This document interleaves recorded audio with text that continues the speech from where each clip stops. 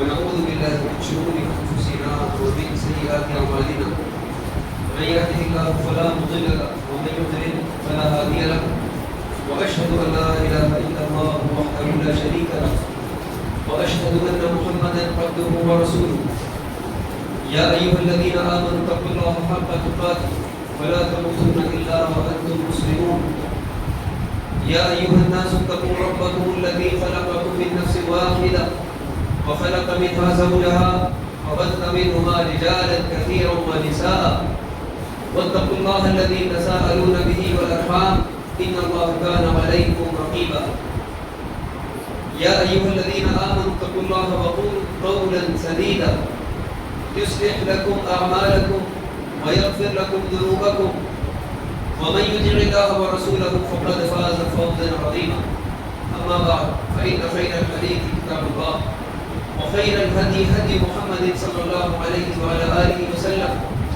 وشر الأمور محدثاتها وكل محدثة بدعة وكل بدعة ضلالة وكل ضلالة في النار قال الله تبارك وتعالى لقد كان لكم في رسول الله أسوة حسنة لمن كان يرجو الله واليوم الآخر وذكر الله كثيرا تمام قسم کی تعریف حمد و ثنا بڑائی کبریائی اللہ رب العالمین کی عنایت و زیبا ہے اور درود و سلام نازل ہو اللہ کی تمام انبیاء اور رسول پر خصوصاً اللہ کے آخری نبی رحمت للعالمین سید الاولین والآخرین جناب محمد رسول اللہ صلی اللہ علیہ وعلی آلہ وسلم پر. میرے معزز دینی بھائیوں بزرگوں دینی ماں اور بہنوں اور عزیز بچوں اللہ تبارک و تعالیٰ نے محمد صلی اللہ علیہ وآلہ آلہ وسلم ہمارے لیے ایک بہترین اسوہ اور بہترین آئیڈیل قرار دیا ہے. اسوہ کسے کہتے ہیں؟ اسوہ کہتے ہیں ایک ایسی شخصیت، ایک ایسی ذات جس کو دیکھ کر ایک انسان اپنی زندگی میں رہنمائی لے سکے. وہ انسان جو زندگی کے سارے معاملات میں لوگوں کو رہنمائی دینے کے لیے، لوگوں کو ایک بہترین ماڈل اور طریقہ دکھانے کے لیے، بتانے کے لیے بھیجا ہے. اللہ تعالیٰ نے وہ محمد صلی اللہ علیہ وسلم کی ذات گرامی ہے. اللہ کے نبی علیہ السلام انسانوں کے کسی ایک طبقے کے لیے اسوہ نہیں ہے بلکہ ساری انسانیت کے لیے، بالخصوص وہ لوگ جو ایمان لا چکے ہیں ان کے لیے زندگی کے ہر معاملے میں، ہر شعبے میں آپ ایک بہترین اسوہ اور نمونہ ہیں. یہ صرف ایک دعویٰ نہیں ہے بلکہ یہ حقیقت ہے. یہ ایک ایسی حقیقت ہے کہ جس کو مسلمان تو مسلمان، وہ لوگ جو مسلم نہیں ہیں، جن کا اسلام سے کوئی تعلق نہیں ہے، ایسے لوگ بھی اس بات کو ماننے پر مجبور ہیں کہ اللہ کے نبی علیہ السلام نے اپنی 23 سالہ نبوی زندگی میں، 23 سالہ نبوت والی زندگی میں جتنی بہترین تعلیمات اپنے قول سے بھی اور اپنے عمل سے بھی زندگی کے سارے شعبوں کے اندر دیے ہیں. اللہ کے نبی کے علاوہ کوئی اور ایسا نہیں ہے پوری تاریخ کے اندر. چنانچہ آپ دیکھیں وہ کتابیں، وہ احادیث کی کتابیں جس میں کہ محدثین نے اللہ کے نبی علیہ السلام کی حدیثوں کو جمع کیا. جب انہوں نے اللہ کے نبی کی حدیثوں کو جمع کیا تو جو حدیث زندگی کے جس شعبے سے متعلق تھی اس کو انہوں نے اس چیپٹر کے اندر رکھا. اور جب اس طرح سے جب درجہ بندی کی گئی تو زندگی کا کوئی شعبہ ایسا نہیں بچا جس میں کہ اللہ کے نبی علیہ السلام کی تعلیمات اور آپ کا بہترین اسوہ موجود نہ ہو. چاہے وہ عبادات کا معاملہ ہو، بندے اور اس کے رب کا تعلق کا معاملہ ہو، یا پھر لوگوں کے ساتھ معاملات کا معاملہ ہو، حقوق کا معاملہ ہو، انسانی زندگی میں جتنے رشتے ہیں اس سے متعلق رہنمائیاں ہوں، چاہے وہ معاشرت کا معاملہ ہو، سماج کا معاملہ ہو، چاہے وہ سیاست کا معاملہ ہو، چاہے وہ تجارت ہو، زندگی کے جتنے بھی شعبے ہیں، بلکہ صرف اس دنیا کی زندگی نہیں بلکہ آخرت کی زندگی کے سلسلے میں بھی اتنی رہنمائیاں اور اتنی احادیث اللہ کے نبی کی موجود ہیں کہ جو شخص بھی حدیث کی کتابوں کا مطالعہ کرتا ہے وہ اس بات کو جانتا ہے. تو اللہ کے نبی علیہ السلام کی زندگی سے متعلق ہم نے اس سے پہلے کے خطبے میں بھی آپ کے سامنے بات رکھی اور ہم نے اس بات کی کوشش کی کہ ہم دیکھیں کہ ہمارے نبی علیہ السلام کیسے تھے. آپ کی زندگی کا ایک خاکہ ہمارے سامنے آ جائے، یہ ہماری کوشش ہے ان خطبات کے ذریعے سے. ہم نے پچھلے خطبے میں دیکھا کہ اللہ کے نبی علیہ السلام ایک باوقار شخص تھے، سنجیدہ شخص تھے، غور و فکر کرنے والے تھے، کم بولنے والے تھے اور کم ہنسنے والے تھے. آپ کی ہنسی مسکراہٹ ہوا کرتی تھی. اللہ کے نبی علیہ السلام کھلکھلا کر نہیں ہنسا کرتے تھے. اسی طرح سے اللہ کے نبی علیہ السلام کی گہری سوچ اور آپ کا یہ تدبر، یہ کم بولنا، کم ہنسنا آپ کو لوگوں سے کاٹنے کا ذریعہ نہیں تھا، بلکہ اللہ کے نبی علیہ السلام لوگوں سے مل جل کر رہا کرتے. جب لوگوں کے درمیان ہوتے تو آپ کے چہرے پر مسکراہٹ ہوتی، آپ آنے والوں کا استقبال کرتے. اللہ کے نبی علیہ السلام لوگوں کے دکھ سکھ میں اور ان کے ہر معاملات میں شریک ہوتے، لوگوں کے معاملات کا، ان کے جھگڑوں کا تصفیہ کرتے، لوگوں کے ذاتی مسائل اس کا آپ حل پیش کرتے اور عمومی خطبات، عمومی معاملات بھی آپ لوگوں کے درمیان دیا کرتے تھے. تو اللہ کے نبی علیہ السلام گوشہ نشین نہیں تھے کہ آپ کو نہ ادھر آپ نے لے لیا اور آپ بالکل ادھر تنہائی میں جا کر بس اللہ اللہ کر رہے ہیں، بلکہ آپ لوگوں کے درمیان رہنے والے تھے. کسی کے ساتھ ساتھ اللہ کے نبی علیہ السلام اللہ تعالیٰ کی عبادت کرنے والے بھی تھے. اللہ اور آپ کے بیچ کا جو تعلق تھا وہ آپ کے لیے سب سے زیادہ اہم تھا، اور یہی وجہ تھی کہ وہ وقت جس میں کہ ایک انسان اپنی دن بھر کی تھکان اتارا کرتا ہے، اللہ کے نبی علیہ السلام اس وقت میں اٹھ کر اپنے رب کی عبادت کیا کرتے تھے اور اتنی کرتے تھے کہ آپ کے پیروں میں ورم آ جاتا. اسی طرح سے اللہ کے نبی علیہ السلام اتنے نیک ہونے کے بعد اور اتنے زیادہ مجاہدہ کرنے کے ساتھ ساتھ اس بات پر ہمیشہ آپ کی نظر ہوتی تھی کہ کہیں لوگ آپ کی محبت میں، آپ کی عقیدت میں آپ کو واقعی جو اللہ نے آپ کو مقام دیا ہے کہیں اس سے آگے نہ بڑھا دیں.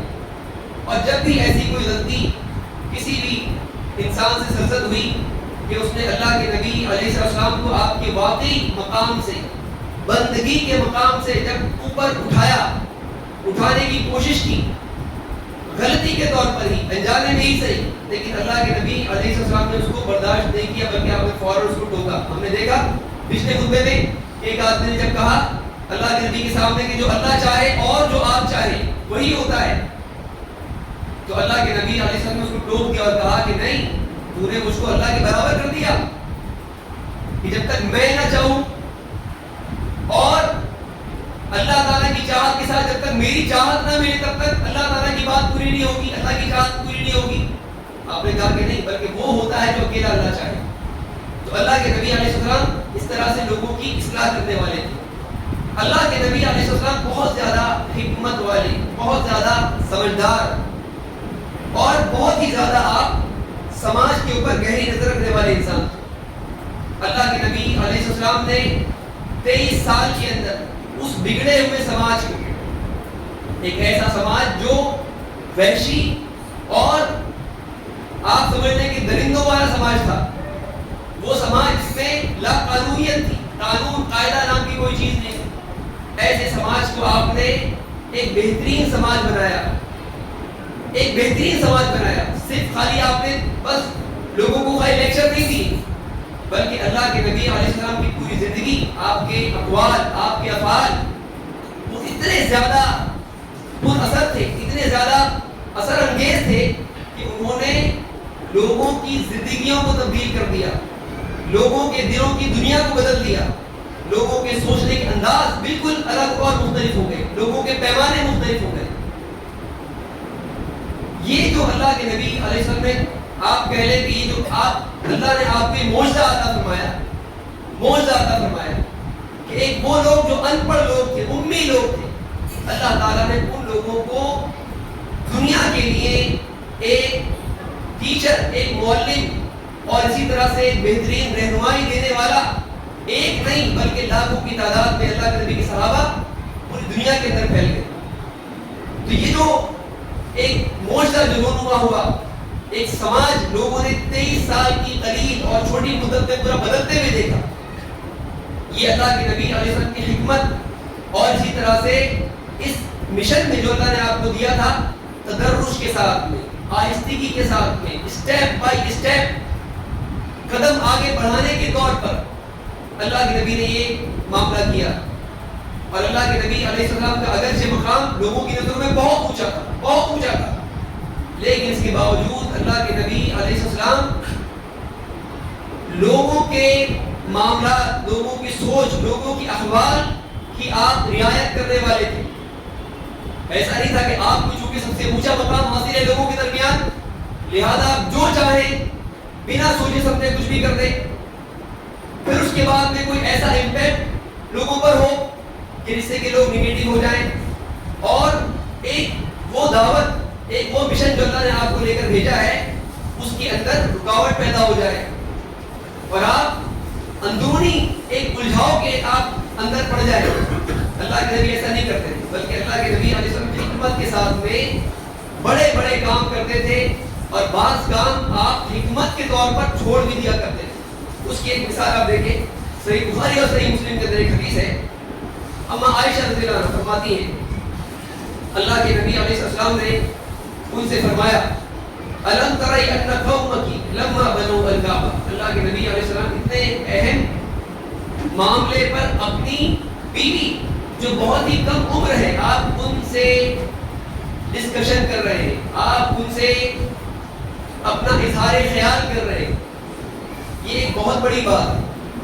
بہت سے لوگ کیا کرتے ہیں، وہ اتنے زیادہ اونچے اور اتنے زیادہ سمجھدار ہو جاتے ہیں کہ وہ اپنی بیوی کو یا اور وہ لوگ جو ان کے ماتحت ہیں ان کو کیا سمجھتے ہیں، انڈر اسٹیمیٹ کرتے ہیں. اللہ کے نبی ایسا نہیں کرتے، بلکہ اللہ کے نبی علیہ السلام مشورہ کرتے تھے، بات کرتے تھے، اظہار خیال، تبادلہ خیال کیا کرتے تھے. تو اللہ کے نبی اپنی بیوی سے بات کر رہے ہیں، اما عائشہ رضی اللہ عنہا سے کہہ رہے ہیں کہ تمہاری یہ قوم قریش جب انہوں نے کعبے کو تعمیر کیا، اقتصروا علی قواعد ابراہیم، تو ابراہیم علیہ السلام نے کعبے کو جن بنیادوں پر کھڑا کیا تھا ان بنیادوں پر انہوں نے کھڑا نہیں کیا، بلکہ کعبے کی وہ بنیاد، وہ حصہ جو ابراہیم علیہ السلام نے اس پر کعبہ بنایا تھا، جب قریش کے زمانے میں ایسا ہوا کہ کعبے کو دوبارہ تعمیر کرنا پڑا، کسی وجہ سے وہ عمارت کعبے کی جو ہے وہ اس میں نقص پیدا ہو گیا اور اس کو دوبارہ تعمیر کرنا پڑا. جب قریش نے جب تعمیر کیا تو کعبے کے اس حصے کو، ایک کونے کو چھوڑ دیا جس پر کہ ابراہیم علیہ السلام نے کعبے کی تعمیر کی، حتیم کا حصہ قریش نے اس کو چھوڑ دیا. معاملہ ہو اسلام سے پہلے کی بات ہے، اللہ کے نبی علیہ السلام کے سے پہلے کی بات ہے. تو اتنا اہم معاملہ کہ کعبے کا ایک حصہ کعبے کی تعمیر سے چھٹا ہوا باہر رہ گیا ہے، اتنا اہم معاملہ ہے. اما عائشہ فرماتی ہیں کہ میں نے کہا کہ اے اللہ کے رسول، آپ اس کو دوبارہ ابراہیم علیہ السلام کے قواعد پر آپ کیوں نہیں کھڑا کر دیتے؟ دوبارہ کھڑا کر دیجیے. اس کے بعد اب تو آپ کے پاس میں مکہ فتح ہو چکا ہے, لوگ آپ کے تابع آ چکے ہیں, سب لوگ آپ پر ایمان لا چکے ہیں, اب کیا مسئلہ ہے؟ آپ اس کو دوبارہ ڈھائیے اور دوبارہ اس کو اس کی اصل بنیادوں پر کھڑا کر دیجیے. اللہ کے نبی نے فرمایا لولا حدثان قومک بالکفر لفعلت. اگر یہ قریش اگر نئے ابھی اسلام میں داخل نہ ہوئے ہوتے تو میں ایسا ہی کرتا. لیکن اللہ کے نبی علیہ السلام کو اس بات کا خدشہ ہوا کہ کہیں ایسا نہ ہو کہ ٹھیک ہے آج یہ مسلمان ہو گئے, اسلام میں داخل ہو گئے, لیکن ابھی اسلام دین ان کے دلوں کے اندر راسخ نہیں ہوا, دلوں کی جڑوں کے اندر ابھی نہیں بیٹھا. اور اگر میں نے یہ اقدام کر دیا کہ کعبے کو میں نے ڈھا دیا تو کہیں ایسا نہ ہو کہ ان کے دل میں بات آ جائے کہ دیکھو انہوں نے مکہ کو فتح کرتے ہی کعبہ جس کو کہ ابراہیم علیہ السلام نے تعمیر کیا تھا, جس کے بارے میں ان کا دعویٰ ہے کہ یہ دین ابراہیمی کے ماننے والے ہیں, اسی کعبے کو انہوں نے ڈھا دیا. اور پھر کیا ہوا؟ جو دشمن لوگ ہیں, جو اندر منافقین ہیں, کیا ہوگا؟ ان کو موقع مل جائے گا اور بات کچھ کی کچھ بنا کے لوگوں میں پھیلائیں گے, ایک انتشار پیدا ہوگا, افراتفری پھیل جائے گی. تو اللہ کے نبی علیہ السلام نے اس اہم اور ضروری کام کو آپ نے ترک کر دیا, آپ نے اس کو چھوڑ دیا. یہ اللہ کے نبی علیہ السلام کی حکمت اور آپ کی گہری سوجھ بوجھ کا نتیجہ تھا. یہ نہیں کہ بس ایک قدم اٹھا دو اور اس کے بعد میں پھر ایک ایسا نتیجہ سامنے آ رہا ہے کہ اب جو ہے معاملہ سنبھالے نہیں سنبھل رہا ہے.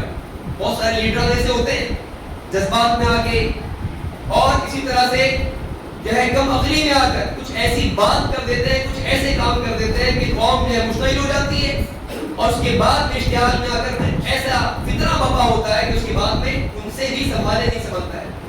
اللہ کے نبی علیہ السلام بہت زیادہ حکمت والے انسان تھے, بہت زیادہ حکمت والے. لیکن اس کا مطلب یہ نہیں کہ اللہ کے نبی علیہ السلام لوگوں کی رعایت کرتے ہوئے آپ صحیح کو غلط, غلط کو صحیح کر دیں, جو کام ضروری کرنے کا ہے وہ چھوڑ دیں. چلو بھائی لوگ متنفر نہ ہو جائیں, لوگوں کی رعایت کرو, چلو کوئی بات نہیں چھوٹ دے دو. اس کام کو اللہ نے فرض کیا, ضروری کیا, اس کو چھوٹ دے دو.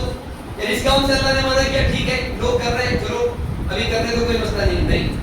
اللہ کے نبی علیہ السلام اللہ کے دین کے معاملے میں, دین کو پہنچانے کے اعتبار سے, دین کی عملی تطبیق کے اعتبار سے آپ اس میں کوئی رعایت جہاں پر گنجائش ہوتی, اللہ کے نبی صرف وہیں پر آپ جو ہے حکمت تدرج سے آپ کام لیتے. کسی کام کو ابھی کرنا ہے یا بعد میں کرنا ہے, جس کام میں آپ کو اس بات کا اختیار ہوگا اللہ کے نبی اسی معاملے میں ہی کرتے. لیکن جس معاملے میں اللہ کی طرف سے فائنل فیصلہ کہ یہ کام کس کو کرنا ہے, ایسے کرنا ہے, تو آپ کو اس معاملے میں آپ کو کوئی اختیار نہیں. اللہ کے نبی علیہ السلام کے زمانے میں دیکھیے, یعنی میں نے جو بات کہی کہ آپ صرف لوگوں کی رعایت کرتے نہیں چلتے تھے, بلکہ آپ لوگوں کی اصلاح کرتے تھے. اگر سماج میں, لوگوں میں اگر کوئی غلط خیال اگر پھیل رہا ہے, پنپ رہا ہے, تو اللہ کے نبی علیہ السلام اس کے سلسلے میں فوراً آپ قدم اٹھاتے تھے, فوراً اس پر آپ ایکشن لیا کرتے تھے. اس کی ایک مثال جس کو کہ امام البخاری, امام مسلم دونوں نے روایت کیا, مغیرہ بن شعبہ رضی اللہ عنہ کہتے ہیں کہ اللہ کے نبی علیہ السلام کے زمانے میں ایک مرتبہ سورج گرہن ہو گیا, اور یہ اس دن کی بات ہے جس دن کے اللہ کے نبی علیہ السلام کے بیٹے ابراہیم ان کی وفات ہوئی. اسی دن ابراہیم علیہ السلام, ابراہیم بن محمد صلی اللہ علیہ وسلم کے بیٹے ابراہیم, چھوٹے شیرخوار بچے, جس دن ان کا انتقال ہوا اسی دن سورج کو گرہن لگ گیا. لوگوں نے کہا کسفت الشمس لموت ابراہیم, ابراہیم کے موت کی وجہ سے سورج بھی آج غمگین ہو گئے, سورج نے بھی آج چمکنا چھوڑ دیا, آج وہ بھی غم منا رہا ہے, آج سورج کو بھی گرہن لگ گیا ابراہیم کی موت کی وجہ سے.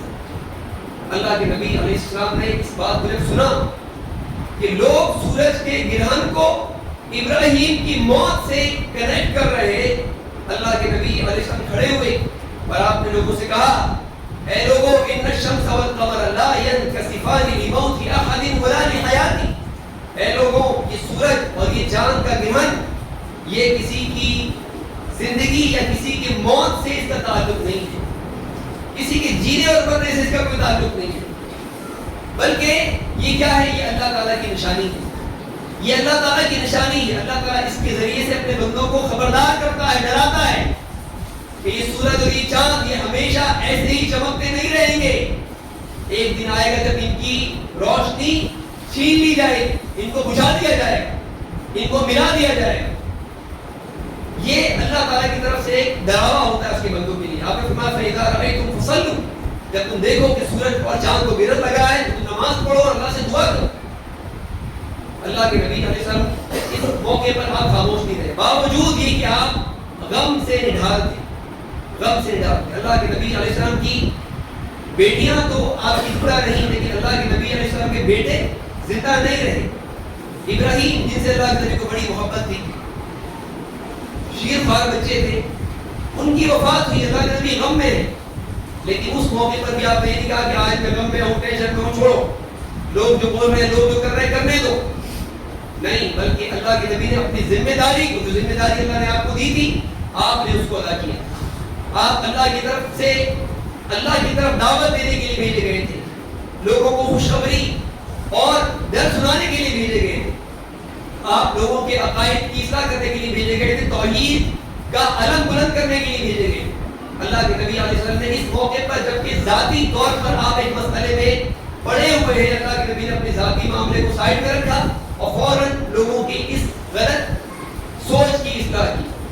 تو یہ چیز ہم کو سمجھ میں آتی ہے کہ اللہ کے نبی علیہ السلام اپنی ذمہ داری کو سب سے آگے رکھنے والے تھے. اپنی ذاتی زندگی, ذاتی مسائل کو آپ اپنی ذمہ داری میں آڑے نہیں آنے دیتے تھے.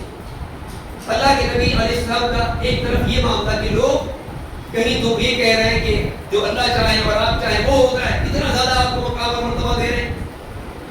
کہیں کہا جا رہا ہے کہ اللہ کے نبی علیہ السلام کے بیٹے کی وفات کی وجہ سے سورج کو گرہن لگ گیا ہے.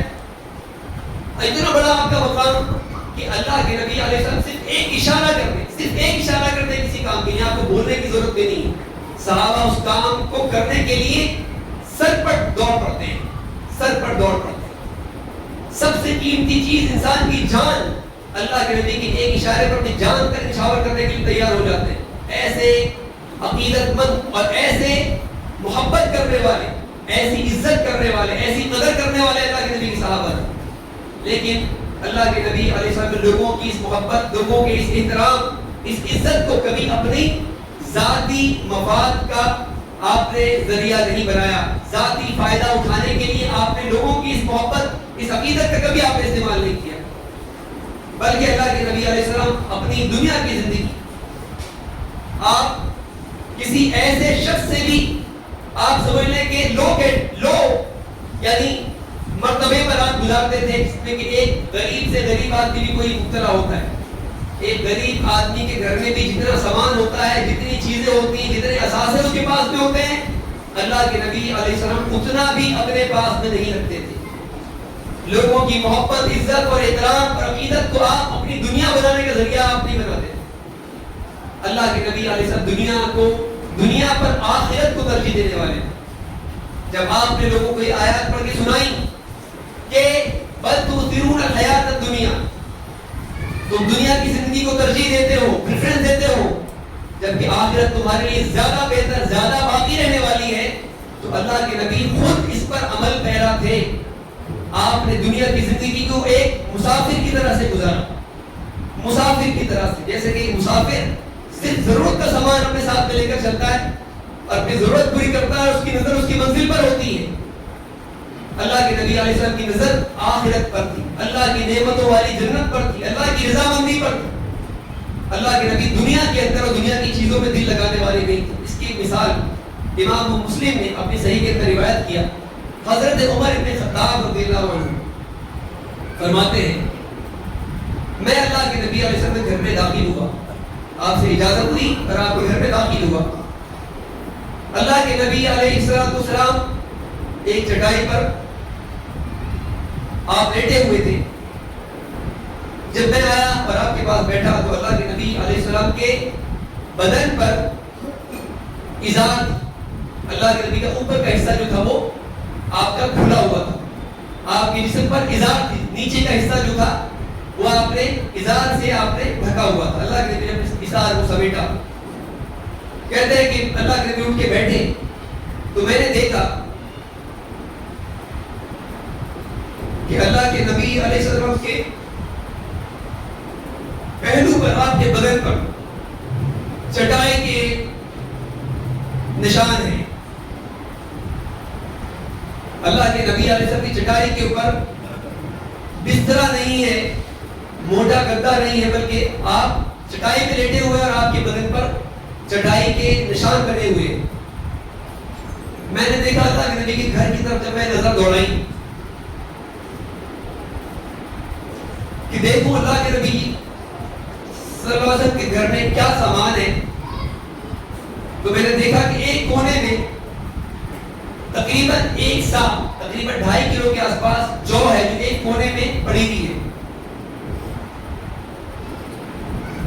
اور میں نے دیکھا کہ ایک طرف ایک گھاس ہے جو کہ چمڑے کو دباغت دینے کے لیے, چمڑے کو قابل استعمال بنانے کے لیے اس گھاس کا استعمال کیا جاتا ہے, وہ ایک کونے میں پڑی ہوئی ہے.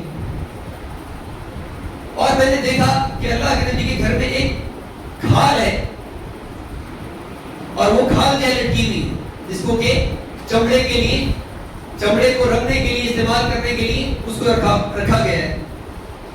کہتے ہیں کہ یہ میں نے دیکھا کہ اللہ کے نبی کے گھر میں بس اتنا ہی سامان, صرف اتنا سامان. فرماتے ہیں کہ فَابْتَدَرَتْ عَيْنَايَ, کہ میری آنکھیں بھر گئی, میں رونے لگا. عمر ابن خطاب رونے لگے, وہ عمر ابن خطاب جن کے روب سے انسان کفار کو دور, ابلیس سے, شیطان وہ اپنا راستہ بدل لیتا ہے. اتنے مضبوط دل کا انسان رونے لگا. اللہ کے نبی نے کہا کہ ماں یبکی کا ابن خطاب, اے خطاب کے بیٹے کیا بات ہے, کیوں روتے ہو؟ کہا کہ اے اللہ کے نبی ماں لی صاحب, اے اللہ کے نبی میں کیوں نہ روؤں؟ وَهَذَا الْحَصِيرُ قَدْ أَثْرَ فِي جَنْبِي, یہ چٹائی جس نے آپ کے بدن کے اوپر نشان ڈال دی, یہ آپ کے گھر کا سامان ہے جو میں دیکھ رہا ہوں. اس کے بالمقابل یہ قیصر اور کسریٰ, یہ کافر, یہ بڑے بڑے بادشاہ, یہ نہروں میں, اپنے محلات میں, عیش و آرام میں کھانے پینے کی لذتوں سے لطف اندوز ہو رہے ہیں, اور آپ اللہ کے رسول ہیں. آپ اس کائنات کا جو رب ہے, اس کائنات کا جو مالک ہے, اس کے آپ رسول ہیں. وَصَفَّتُ, اور اس کے آپ چنندہ ہیں, اس کے آپ چنے ہوئے ہیں, اور آپ کے گھر کا یہ حال. آپ کے گھر میں صرف اتنی چیزیں. اللہ کے نبی علیہ السلام نے ان کی اس باتوں کو سن کر, باوجود یہ کہ آپ ایک گھریلو مسئلے میں آپ پریشان تھے, غمگین تھے, اللہ کے نبی نے ان کی باتوں کو سن کر آپ نے ان کی ہاں میں ہاں نہیں ملائی کہ ہاں دیکھو کیا حال ہے میرا. آپ نے ایسا نہیں کیا. آپ ان کی باتوں سے متاثر نہیں ہوئے, بلکہ اللہ کے نبی علیہ السلام نے ان کو اپنی بات سے متاثر کیا. آپ نے فرمایا کہ الا ترضى ان تكون لنا الاخره ولهم الدنيا, کیا تم اس بات پر راضی نہیں ہو کہ ان کے لیے دنیا ہو اور ہمارے لیے آخرت ہو؟ کہ اس بات پر تم راضی نہیں ہو؟ اللہ کے نبی علیہ السلام اس موقع پر بھی جب کہ آپ ایک خان کی ایک گھریلو معاملے میں آپ پریشان ہیں اور ابن خطاب آتے ہیں اس مسئلے پر بات کرنے کے لیے, اور اللہ کے نبی کے یہ سارے معاملات کو دیکھ کر آپ کی ضرورت اور آپ کے فقر کو دیکھ کر وہ جو ہے رونے لگ جا رہے ہیں. اللہ کے نبی ان کی بات سے متاثر ہوئے بغیر آپ ان کو اپنی زندگی کا اصول بتا رہے ہیں کہ میری زندگی کا اصول کیا ہے کہ ہمارے لیے آخرت ہے, ان کے لیے دنیا ہے. کیا تم اس بات پر راضی نہیں؟ عمر رضی اللہ عنہ کہنے لگے کہ ہاں اللہ کے رسول کیوں نہیں؟ قلت بلا, میں نے کہا کہ اللہ کے رسول کیوں نہیں, ہم آخرت پر ہم راضی ہیں. تو اللہ کے نبی علیہ السلام پہ دیکھیے آپ زندگی کا اس میں جو پہلو ہمارے سامنے آتا ہے وہ کیا کہ اللہ کے نبی علیہ السلام دنیا کے سلسلے میں صرف لوگوں کو بس بولنے والے نہیں تھے کہ بس دنیا کے مقابلے میں آخرت اچھی ہے, دنیا میں دل مت لگاؤ, بلکہ اللہ کے نبی علیہ السلام خود اپنی عملی زندگی میں بھی آپ اسی پر ہی عمل پیرا تھے. اللہ کے نبی ایک مسافر کی طرح سے جو صرف اپنی ضرورتوں کے لحاظ سے اپنی چیزوں کو جمع کرتا ہے اور اپنے سفر کو جاری رکھتا ہے, اپنے مشن جس کام کے لیے وہ نکلا ہے گھر سے اس کام کو کرتا ہے. اللہ کے نبی اسی طرح سے اپنے اس کام پر لگے ہوئے رہے پوری زندگی، جو کام اللہ نے آپ کو دیا. اللہ کے نبی علیہ السلام لوگوں کی محبت اور عقیدتوں سے اپنی دنیا بنانے والے نہیں تھے. آج لوگوں کی نظروں میں جس کی بھی عزت اور احترام ہو جاتی ہے، ایک انسان لوگوں کی عقیدت کو اپنے فائدے کے لیے استعمال کرنا شروع کر دیتا ہے اور دیکھتے دیکھتے اس کی زندگی کے حالات اس کے بدل جاتے ہیں. یہ اللہ کے نبی کا معاملہ نہیں تھا. میرے بھائیوں، اللہ کے نبی علیہ السلام بہت زیادہ حکمت والے تھے، بہت زیادہ حکمت والے. آپ ایسے حکمت والے تھے کہ وہ چیزیں جو بظاہر جس کے اندر کے کوئی نفع نہیں ہے، اس میں کوئی فائدہ نہیں، لیکن اللہ کے نبی ان چیزوں کے اندر، ان کاموں کے اندر بھی آپ فائدہ نکال لیا کرتے تھے. اس کی ایک مثال اللہ کے نبی علیہ السلام کے زمانے میں ایک جنگ ہوئی جو اسلام اور کفر کا سب سے پہلا معرکہ تھا، جنگ بدر. جنگ بدر ہوئی. جنگ بدر میں مسلمانوں نے مشرکین کو شکست دی اور مشرکین کے کئی سارے لوگ جو ہیں وہ مسلمانوں کے قبضے میں آ گئے. مسلمانوں کے قبضے میں آ گئے. اب یہ مسئلہ تھا کہ ان قیدیوں کا کیا کیا جائے. ان کو قتل کر دیا جائے، اس لیے کہ اسلام اور مسلمانوں کے دشمن ہیں یہ لوگ اور آئے ہیں مسلمانوں سے جنگ لڑنے کے لیے، اپنا شہر چھوڑ کے مدینہ میں آئے یہ لوگ. تو کیا ان کو قتل کر دیا جائے یا پھر ان سے فدیہ لے کر ان کو چھوڑ دیا جائے. اللہ کے نبی علیہ السلام نے فدیے کو منظور کیا. فدیے کو منظور کیا کہ ان سے جو ہے اگر تاوان لے کر ان کو چھوڑ دیا جائے تو یہ انہیں مناسب لگ رہا ہے. اللہ کے نبی نے ایسا کیا. لیکن کچھ قیدی ایسے بچ گئے جن کے پاس میں فدیہ بھی نہیں تھا دینے کے لیے. ان کے پاس اتنا مال نہیں تھا کہ وہ فدیہ دے کر اپنے آپ کو چھڑا سکے. اللہ کے نبی علیہ السلام نے ان کے لیے ایک رہائی کا راستہ بنایا. اور وہ کیا؟ ابن عباس رضی اللہ عنہ کہتے ہیں کہ بدر کے دن جب قیدیوں کو قید کیا گیا اور جن کے پاس میں فدیہ نہیں تھا دینے کے لیے، اللہ کے نبی علیہ السلام نے ان کا فدیہ آپ نے یہ قرار دیا کہ وہ مسلمانوں کے بچوں کو لکھنا پڑھنا سکھائیں گے. لکھنا پڑھنا سکھائیں گے. یہ قیدی جو بظاہر آپ سمجھ لیں کہ ان کا قید رکھنا مسلمانوں کے لیے ایک بوجھ والی چیز تھی. ان کو کھلانا پڑتا، پلانا پڑتا، رکھنا پڑتا ان لوگوں کو. اور ظاہر سی بات ہے کہ وہ لوگ مسلمانوں کی قید میں رہتے، ان کے گھر والے بھی پریشان ہوتے. اللہ کے نبی چاہتے تھے کہ یہ بھی چھوٹ جائے. اللہ کے نبی علیہ السلام نے اس موقع پر اس ایک ایسے معاملے سے جس میں کہ کوئی ہمارا فائدہ نہیں تھا، لیکن اللہ کے نبی نے کیا کیا؟ ان کا فدیہ قرار دیا. کس چیز کو؟ کہ مسلمانوں کے بچوں کو ہی لکھنا پڑھنا سکھائیں گے. تو اللہ کے نبی علیہ السلام یعنی آپ سمجھ لیں کہ ایسے معاملات، ایسے حالات جس میں کہ ایک انسان جن سے کوئی فائدہ نہیں اٹھا سکتا ہے، آپ اس کے اندر سے بھی فائدہ نکالنے والے ہیں. آپ اس کے اندر سے بھی آپ جو ہے ایک پازیٹیو چیز آپ نکال لیا کرتے ہیں. یہ بہت بڑا ہمارے لیے سبب ہے. ایک انسان بعض حالات میں جبکہ حالات اس کے موافق نہیں ہوتے، اس کے خلاف ہوتے ہیں، انسان سمجھتا ہے کہ بس میں تو مصیبت میں پھنس گیا اور میرے لیے اس میں کوئی خیر نہیں ہے. اگر ایک آدمی حکمت کے ساتھ، صبر اور تحمل کے ساتھ اگر غور کرے اور اللہ سے دعا کرے ان حالات کے سلسلے میں اس شر میں سے خیر نکالنے کے لیے، تو اس میں سے اس کے لیے خیر نکل جاتا ہے. خیر نکل جاتا ہے. تو میرے بھائیوں، یہ کچھ باتیں تھیں میں نے آپ کے سامنے رکھی جس سے کہ ہمیں اللہ کے نبی علیہ السلام کے کو سمجھنے کا ہم کو ایک آپ سمجھنے کے موقع ہم کو یہ ملا ہے کہ ہم اپنے نبی کو ہم سمجھیں، جانیں کہ جس نبی پر ہم ایمان لائے ہیں وہ کتنے عظیم شخص تھے، کتنے عظیم شخص تھے. اللہ کے نبی علیہ السلام کو ہم صرف اس طور پر ماننے لگ جائے اگر کہ اللہ کے نبی محمد صلی اللہ علیہ وسلم ہمارے نبی اور رسول ہیں، کیوں؟ اس لیے کہ ہمارے باپ دادا بھی ان کو نبی اور رسول مانتے تھے. تو میرے بھائیوں، اس میں کوئی بہت بڑی بات نہیں ہے. بہت سارے لوگ ہیں جو اپنے مہاپرشوں کو، اپنی بڑی بڑی شخصیات کو، لیڈرز کو مانتے ہیں، بڑا مانتے ہیں، ان کے لیے بہت کچھ کر بھی لیتے ہیں. تو اگر ہمارا معاملہ بھی یہ ہے تو میرے بھائی ہم میں اور کوئی زیادہ فرق نہیں. ضروری ہے ایک مسلمان کے لیے کہ وہ اپنے نبی علیہ السلام کو پہچانے، آپ کی زندگی کو جانے کہ ہمارے نبی کیسے تھے.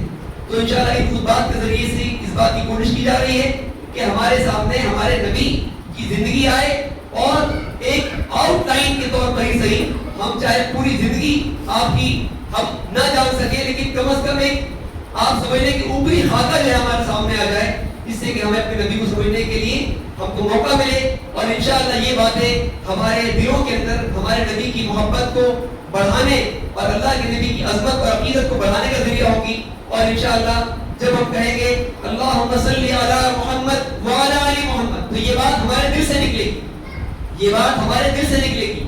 ابھی ہم صرف یاد کر کے اللہم صلی علی محمد کہہ لیتے ہیں، السلام علیکم ایھا النبی کہہ لیتے ہیں، لیکن واقعی میں جب نبی کی عظمت اور قدر جب دل میں بیٹھتی ہے تو ایک انسان واقعی میں اللہ کے نبی سے محبت کرنے والا اور آپ کا عقیدت مند ہوتا ہے اور اللہ کے نبی کی زندگی سے اپنی زندگی کو بدلنے والا ہوتا ہے. اللہ تعالیٰ آپ کو اس کی توفیق عطا فرمائے. اقول هذا استغفر الله لي ولكم.